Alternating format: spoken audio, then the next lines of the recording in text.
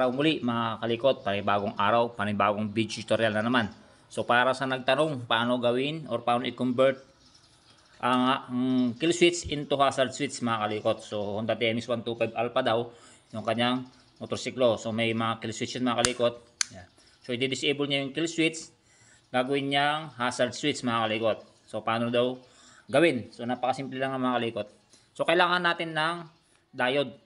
Pag-convert natin to bilang hazard switch diode. Tulad nito mga kalikot to. Dalawang diode. Yan. Yan. So meron lang ako rito isa. Yan. Pero dapat kailangan natin dalawa.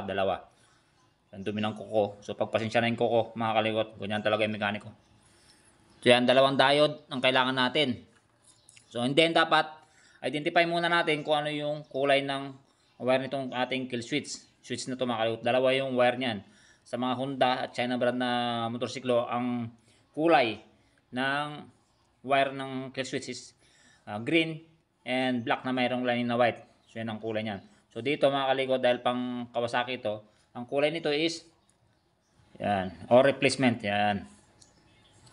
Ito, red tsaka yellow na mayroong line na red. Yan po yung dalawang wire niyan. So yun lang kailangan natin. And then so gagawin lang natin, yung isa rito, kahit baliktaran naman yan, walang problema mga kalikot. Yung isa rito, lalagyan natin siya ng wire para mapaglagyan natin ng diode. Saan na wire ko? Ito. So gumamit tayong pag ganito. Para kang diskarte nyo kung paano nyo gagawin mga kalikot.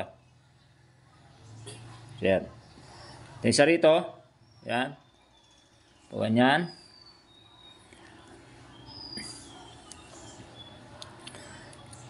Tapos, make sure nakasolda or nakabahala kayo kung paano nyo gagawin. Diskarte nyo para hindi siya mag-lose contact. Iwas short circuit, iwas grounded. Pag ganyan. Then, itong dalawa na to, lalagyan natin siya ng, ano ba yan? Bull. Dito natin kukunik yung ating diode.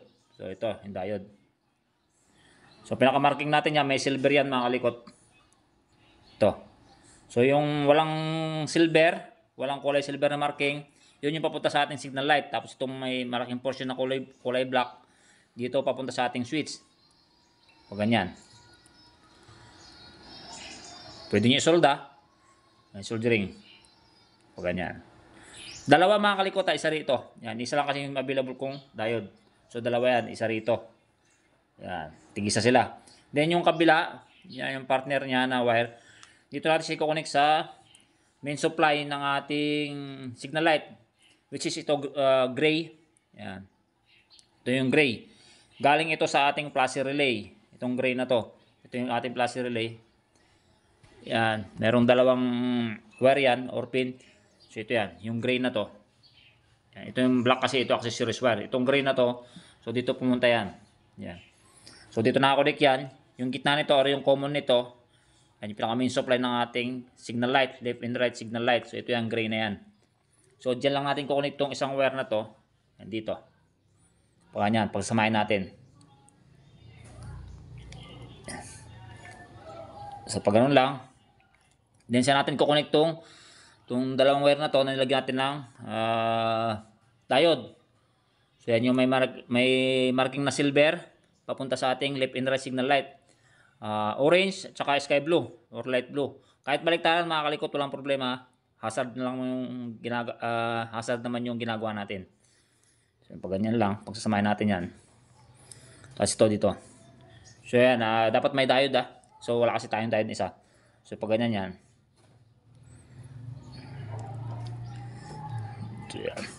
Anong importansya ng diode? Bakit natin nilalagyan ng diode? So subukan natin. So left natin. Yan. Dahil walang diode yung isa, yung pang left. Yan.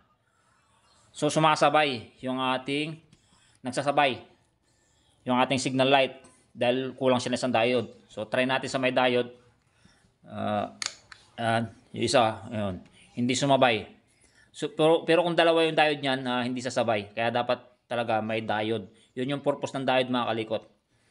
Okay, try na natin yung ating hazard. Ito, yung kinonvert natin na hazard switch. So pag naka press up, naka off, then press down, yan, nagka-hazard.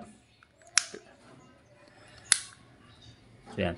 So pagka nagbaliktad ito, mga kalikot, ito, di ba? Ito yung dalawang wire ng ating switch, yung kill switch na ginawa nating hazard switch. Pag nagbaliktad diyan, ang magiging kuwan lang nun, magiging function nun, kapag nakaganyan, natanggal. Natin. Yan. Pag naka-press down, patay yung hazard. Kapag naka-press up, doon mabubuhay yung hazard. Kaya sabi ko kanina, kahit baliktaran yung ating pag-install dito sa wire na to, walang problema. So ganoon lang mga kalikot, ka simple, ka basic. Gawing hazard switch yung kill switch ng ating motorsiklo. So sa nag-request or sa nagtanong, sana nakatulong tong video na to para sa iyo mga kalikot. So lang mga kalikot, thank you sa patuloy na pagsuporta ng aking YouTube channel at FB page. So yan, at kung may mga katanungan pa kayo, may mga request pa kayo, so comment down below na lang, sakaling magawa natin ng isang video tutorial. So yan lang, thank you.